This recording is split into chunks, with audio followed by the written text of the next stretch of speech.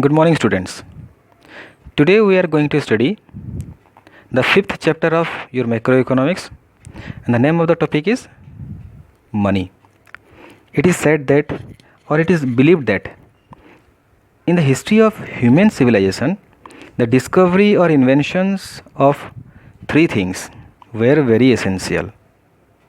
As far as your growth and development of the economy is concerned, the discovery or inventions of three things were very essential. Now the question is, what are those three things? These three things are fire, wheel and money. Fire helps in the production of goods. Wheel gives velocity to the process of growth and development. Money, it smoothens the process of exchange. In this way we can say that the discovery or inventions of fire, wheel and money was very essential. Now we will concentrate on money only. Okay, as the name of the chapter is money, we will concentrate on money only. Just imagine that there is an economy, this one is your economy, where there is only one family, or an economy with various families with which are isolated in nature.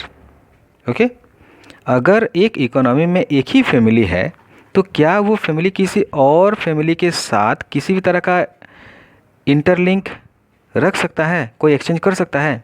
नहीं कर सकता है। एक ही family है तो किसको लेगा, किससे लेगा, किसको देगा?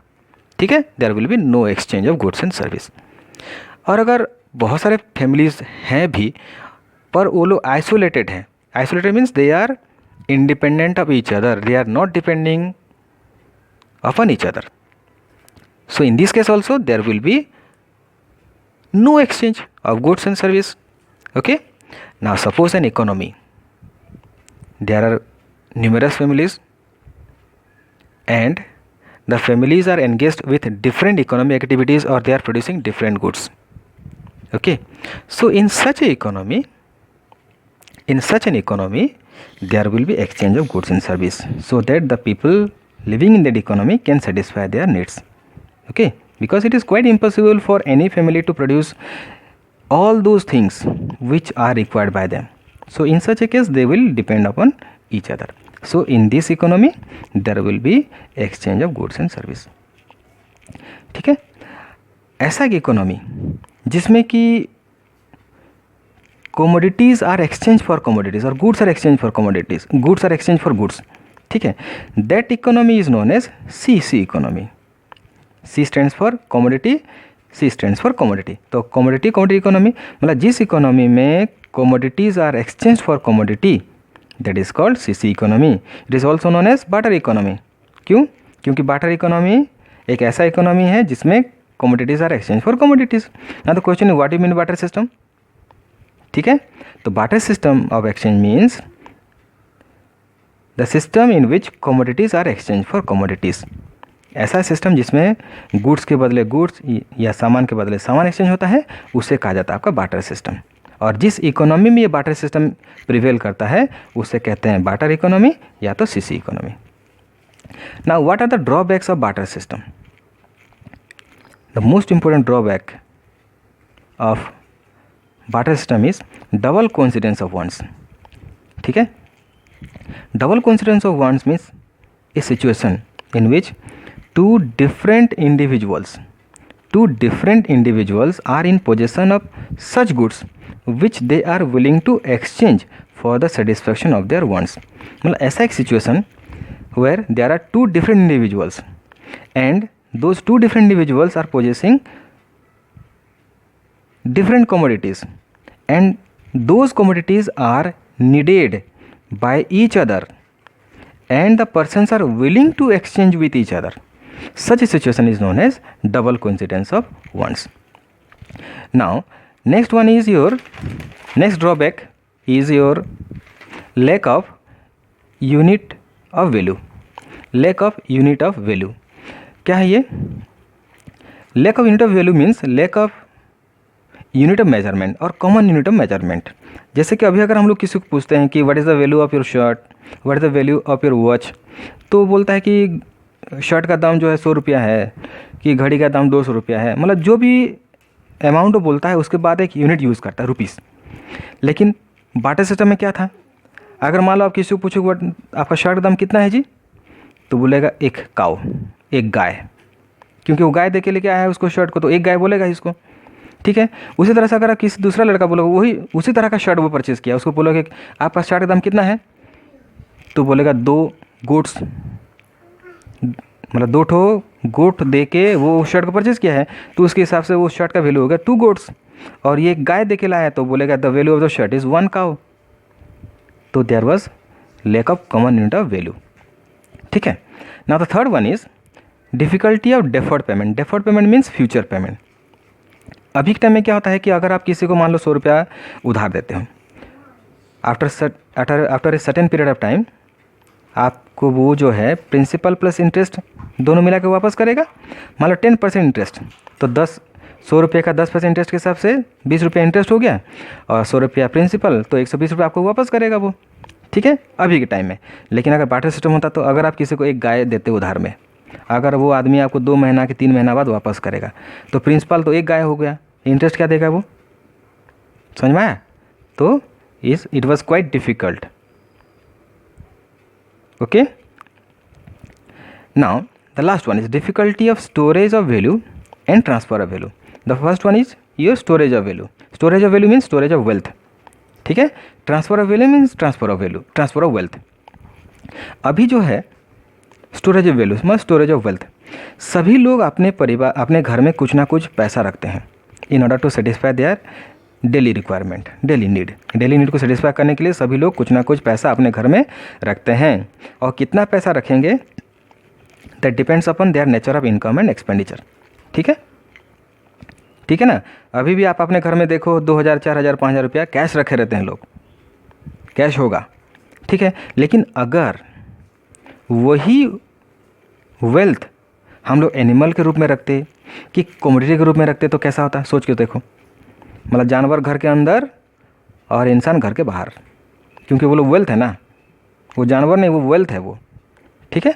उसी तरह से transfer of value, transfer of value means transfer of wealth, ठीक है। तो अगर सपोज एग्जांपल आप जिस घर में रहते हो आपका वो घर आप ही का है, उसमें जो सामान है, जो फ्रिज कूलर ऐसी रखे हो, वो सब आप ही का है।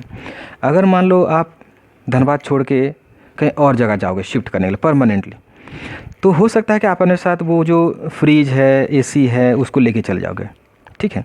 लेकिन घर कैसे लेके जाओगे बोलो, घर भी तो एक तरह का वेल्थ है आपका, कैसे लेके जाओगे उसको, नहीं ले जा सकते ना।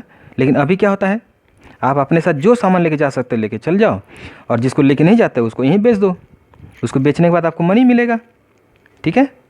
मनी वेल्थ हुआ कि नहीं हुआ, तो मनी मिला, अब उस मनी को लेके चले जाओ अपने साथ में। तो मनी को ट्रांसफ़र करना आसान होता है, लेकिन कमोडिटी मतलब गुड्स को आप कैसे ट्रांसफ़र करोगे। So there was difficulty of transfer of value, ठीक है।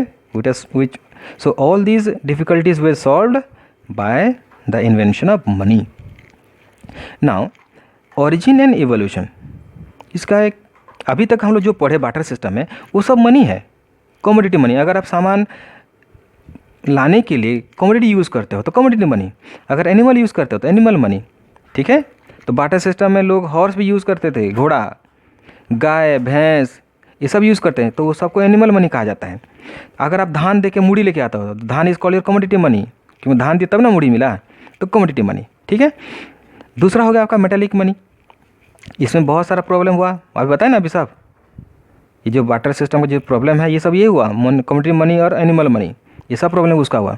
अब जैसे मेटालिक मनी आया, मेटालिक मनी में क्या हुआ, gold coin, silver coin, copper coin, aluminium coin या एलओएम कॉइन आ गया, ठीक है। उसके बाद इसमें भी हम लोग का नीड सेटिस्फाई नहीं हुआ, तो हम लोग पेपर मनी निकाले। पेपर मनी में भी बहुत सारा डिफ़िकल्टीज़ हुआ, इसलिए प्लास्टिक मनी निकाले।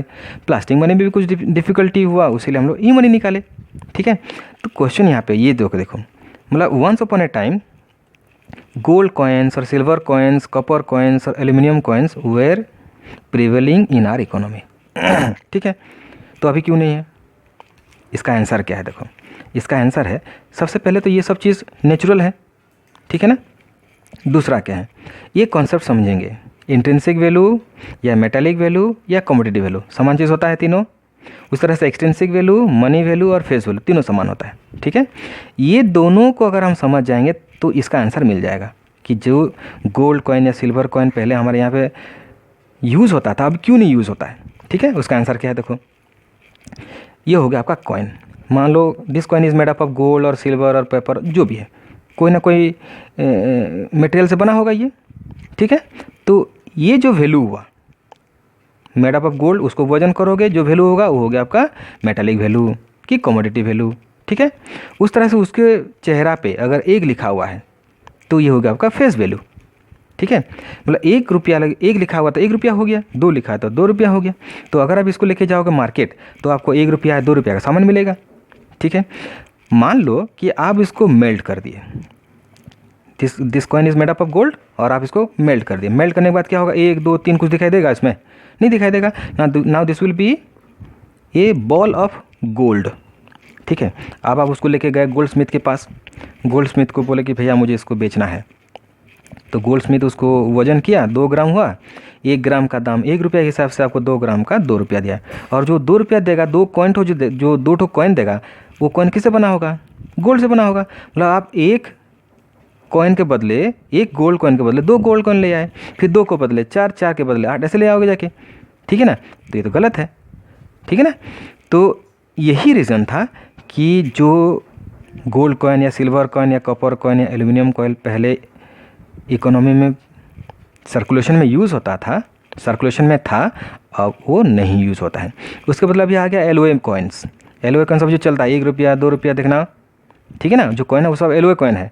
मतलब कि क्या है, उसमें अगर 1 लिखा है कि 2 रुपया लिखा है कि 3 लिखा है, तो 1 लिखा है तो 1 रुपया हो गया, ठीक है ना। अगर आप उसको मेल्ट करोगे, ठीक है ना, याद रखना, अगर 1 लिखा है तो 1 रुपया हो गया एलओए कॉइन, 1 रुपये का सामान मिलेगा, एक्सचेंज में यूज़ करोगे। उसको अगर आप मेल्ट करोगे तो 1 पैसा नहीं मिलेगा आपको, उसका वैल्यू इतना कम होता है, उसका मेटालिक वैल्यू इतना कम होता है, ठीक है ना। तो इसीलिए अभी एलओए कॉइन चल रहा है। अब क्या हुआ, अब एक्सचेंज को आसान करने के लिए पेपर मनी आया। मान लो कि आप स्कूल फीस देते हो 1500 रुपया, अगर आप 1500 रुपया 1 रुपया कॉइन लेके जाओगे तो कैसा होगा, दिक्कत होगा ना। उसकी जगह पे आप पेपर मनी लेके जाओ, 500 रुपया का नोट 3 ठो लेके जाओ, पता भी नहीं चलेगा किसी को, आसान भी है, कैरी करना आसान हो जाता है, इसीलिए पेपर मनी उसकी जगह पे आया। अब क्या है कि अगर आप ट्रांजैक्शन करते हो ज़्यादा अमाउंट में तो पेपर मनी लेके जाना भी मुश्किल होता है, ठीक है। तो उसकी जगह पे क्या हो गया, प्लास्टिक मनी आ गया। प्लास्टिक मनी क्या है, वो जो आपका एटीएम कार्ड है, क्रेडिट कार्ड है, डेबिट कार्ड है, ये सब हो गया आपका प्लास्टिक मनी, ठीक है। क्लियर, बहुत ही सेफ है, क्लियर। नाउ नेक्स्ट हो गया आपका E money. E means electronic transfer of money, मतलब डिजिटल मनी, मतलब डिजिटली हम लोग अगर मनी ट्रांसफ़र करते हैं, अभी जैसे सब चल रहा है, ठीक है ना। ये हो गया आपका ई मनी। इस तरह से इंसान अपना सुविधा के लिए, कन्वीनियंस के लिए मनी में ये सब चेंजेस करते रहता है, ठीक है। So this called evolution. इस तरह से पहले यहाँ पे था, चेंज होते होते होते यहाँ तक आ गया है, ठीक है। नेक्स्ट, इतना सारा वर्ड हम लोग पढ़ लिए यहाँ पे, commodity money, animal money, metallic money, paper money, money बहुत सारा वर्ड देख लिया यहाँ पे। तो क्वेश्चन हो गया, मनी क्या चीज़ होता है। तो मनी कुछ भी हो सकता है, money can be anything, money can be an animal, money can be any metal, money can be simply a piece of paper, ठीक है ना। तो कुछ भी मनी हो सकता है, लेकिन कुछ क्राइटेरिया क्या है, which is generally accepted as MMSST। तो जब आप डेफिनेशन लिखोगे उसका फुल फॉर्म लिखोगे, फुल फॉर्म बता रहे हैं अभी।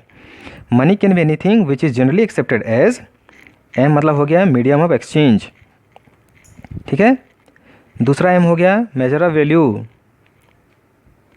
एस हो गया स्टैंडर्ड ऑफ डेफर्ड पेमेंट, फिर नेक्स्ट एस हो गया आपका store of value, T means transfer of value, ठीक है।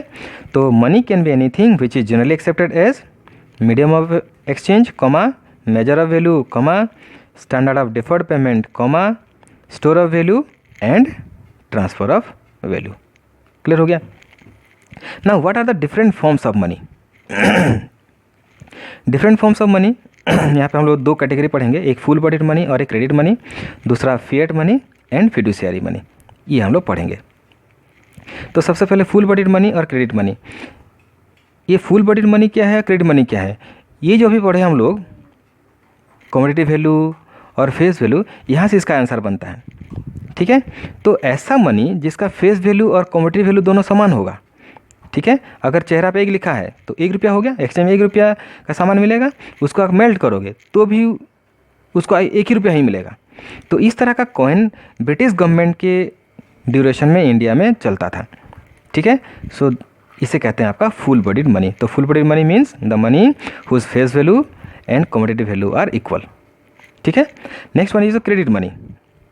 Credit money means the money whose face value is more than commodity value. ठीक है, जैसा भी आपको एग्जांपल दिए, अभी जो मॉडर्न करेंसी नोट्स और कॉइन प्रिवेल हो रहा है, अगर उसका चेहरा पे 1 लिखा है तो फेस वैल्यू 1 हो गया, 1 रुपया हो गया। अगर आप उसको मेल्ट किए तो आपको 1 पैसा नहीं मिलेगा। ठीक है ना, तो face value is much more than the commodity value. तो इस तरह का जो मनी है उसे कहते हैं आपका क्रेडिट मनी। हो गया। नेक्स्ट हो गया आपका फिएट मनी। फिएट मनी क्या है, the money which is issued by the order और अथॉरिटी ऑफ द गवर्नमेंट। जो भी मनी गवर्नमेंट की ऑर्डर से या अथॉरिटी से इशू होता है उसे कहते हैं आपका फिएट मनी। मतलब जो भी करेंसी नोट्स या कॉइन हमारे देश में अभी चल रहा है, प्रिवेलिंग नोट्स एंड कॉइन्स, वो सब हो गया आपका फिएट मनी। ठीक है, नेक्स्ट हो गया आपका फिड्यूशियरी मनी। फिड्यूशियरी मनी क्या है कि this money does not bear the order और अथॉरिटी ऑफ द गवर्नमेंट। ये जो मनी है ये सरकार का अथॉरिटी या ऑर्डर बियर नहीं करता है, लेकिन these are accepted as a medium of exchange because of the trust between payer and payee. जो पेयर है और जो पेई है, ये दोनों के बीच में जो विश्वास है, उसी की वजह से ये मनी मीडियम ऑफ एक्सचेंज के हिसाब से एक्सेप्ट होता है। एग्जाम्पल क्या है, चेक और ड्राफ्ट हो गया।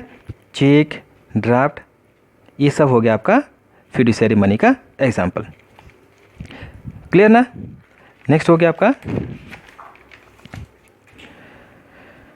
Money supply, sources and measures. So what do you mean money supply? The total stock of money available in the economy at a particular point of time is called money supply. तो हम लोग stock concept, flow concept पढ़ चुके हैं। तो money supply क्या है, it is a stock concept because it is measured eight a particular point of time. ठीक है, सो मनी सप्लाई डेफिनेशन क्या होगा, the total stock of money available in the economy eight a particular point of time. एक particular point of time में economy जितना money available है उसे कहते हैं money supply. Now the question is, what are the different sources of money supply in our economy, in our country? हमारे देश में 3 सोर्स हैं। क्या क्या है, पहला हो गया सेंट्रल बैंक ऑफ इंडिया, तो हम लोग इसको RBI भी कहते हैं, रिजर्व बैंक ऑफ इंडिया कहते हैं ना। सेकेंड वन सोर्स हो गया आपका commercial banks, third one is your government. ये तीनों हमारे देश का सोर्सेस ऑफ मनी है। ना what are the different measures of money supply in India? In India there are 4 alternative measures of money supply. हमारे देश में मनी सप्लाई को मेजर करने का 4 मेजर्स है। ठीक है, हमारे देश में मनी सप्लाई को मेजर करने के लिए 4 तरह का मेजर हम लोग अप्लाई करते हैं। क्या क्या है वो? M1, M2, M3 and M4। M stands for money. ठीक है, M1 measures of money supply, M2 measures of money supply, M3 major of money supply and M4 major of money supply. ठीक है, तो पहले क्या है M1? M1 measure of money supply. It includes currency held by public, demand deposit with commercial banks and other deposit with RBI. ठीक है, तो M1 equal to C plus DD plus OD। C का मतलब क्या हो गया? Currency held by public, बताया अभी। DD means demand deposit with people, demand deposit of people with the commercial banks. OD means other deposit with RBI। तो day to day requirement को पूरा करने के लिए हम लोग अपने पास कुछ ना कुछ कैश रखे रहते हैं। ठीक है ना, that is called your currency held by public. Clear. दूसरा हो गया demand deposit of people with commercial bank. तो कमर्शियल बैंक में हम लोग पैसा जो जमा करते हैं वो 4 अकाउंट में जमा होता है। एक हो गया सेविंग अकाउंट, दूसरा हो गया करेंट अकाउंट, बाकी दोनों अकाउंट बाद बताएंगे। ठीक है, तो सेविंग अकाउंट और करेंट अकाउंट ये दोनों हो गया आपका चेकेबल अकाउंट। ठीक है, क्योंकि ये दोनों अकाउंट के बदले आपको चेकबुक मिलता है, तो चेकबुक इश्यू करके आप जब भी चाहो पैसा विड्रॉ कर सकते हो, इसलिए इसका नाम हो गया डिमांड डिपॉजिट। मतलब जो डिपॉजिट आप जब भी डिमांड करोगे आप वापस मिल जाएगा, उसे कहा जाता है डिमांड डिपॉजिट। ठीक है, तो कमर्शियल बैंक में जो डिमांड डिपॉजिट में पैसा जमा होता है वो हो गया आपका डीडी। तीसरा हो गया OD. OD means the full form OD, other deposit with RBI. तो इसमें क्या क्या इंक्लूड होता है? डीडी मतलब demand deposit of public financial institutions. हमारे देश का जो पब्लिक फाइनेंशियल इंस्टीट्यूशंस हैं, जैसे NABARD, national bank for agricultural and rural development, IDBI, industrial development bank of India, इस तरह का जो पब्लिक फाइनेंशियल इंस्टीट्यूशंस है, इनका जो डिमांड डिपॉजिट है आरबीआई में वो जुड़ेगा। दूसरा, demand deposit of foreign central banks and foreign government, दूसरा देश का सेंट्रल बैंक्स या दूसरा देश का गवर्नमेंट जो हमारे देश के आरबीआई में पैसे जमा करते हैं in the form of demand deposit, वो जुड़ेगा। और तीसरा हो गया demand deposit of international financial institutions. International financial institutions में जैसे आता है आपका international monetary fund, world bank, Asian development bank, ये सब हो गए इंटरनेशनल फाइनेंशियल इंस्टीट्यूशंस। ये लोग जो डिमांड डिपॉजिट करते हैं आरबीआई में, ये भी जुड़ेगा। तो इस तरह से तीनों को इंक्लूड किया जाता है। इसमें क्या इंक्लूड नहीं होता है? जैसे कि हो गया आपका हमारे देश का गवर्नमेंट, हमारे देश का गवर्नमेंट जो पैसा जमा करता है आरबीआई में उसको हिसाब नहीं करेंगे। हमारे देश का कमर्शियल बैंक्स जो जमा करता है आरबीआई में उसको हम लोग हिसाब नहीं करेंगे। ठीक है, हमारे देश का गवर्नमेंट या हमारे देश का कमर्शियल बैंक्स जो पैसा जमा करते हैं आरबीआई में उसको इंक्लूड नहीं किया जाएगा। ठीक है, लेकिन ये तीनों इंक्लूड होगा। ठीक है, इस तरह से M1 equal to C plus D D plus OD।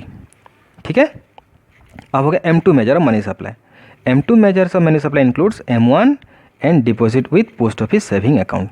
जैसे कमर्शियल बैंक में होता है अकाउंट, ठीक है, उसी तरह से सेविंग अकाउंट आपका पोस्ट ऑफिस में भी होता है। तो M1 का जितना पैसा है सब इसमें आ गया, उसके साथ पोस्ट ऑफिस में सेविंग अकाउंट में जो पैसा जमा हुआ है उसको भी ले लिए। तो इस तरह से दोनों को जोड़ देंगे तो बनेगा M2। ठीक है, तीसरा हो गया आपका M3। M3 major money supply includes M1। M1 समझ गए, C plus D plus OD। उसके साथ क्या है? Net time deposit with commercial banks. आप कमर्शियल बैंक में 2 अकाउंट बता दिए थे, बाकी दोनों अकाउंट क्या बच गया? FD and RD। FD means fix deposit और RD मीन्स रिकरिंग डिपॉजिट। ये दोनों कहते हैं टाइम डिपॉजिट। ये दोनों अकाउंट में जो पैसा जमा होता है इसके साथ M1 को ले लिए तो M3 बन गया। अब लास्ट हो गया आपका M4। M4 major of money supply includes M3। M3 याद हो गया, M1 plus net time deposit with commercial bank. ठीक है, इसके साथ total deposit with post offices. Post office में जितना पैसा जमा हुआ है सारा पैसा ले लेंगे।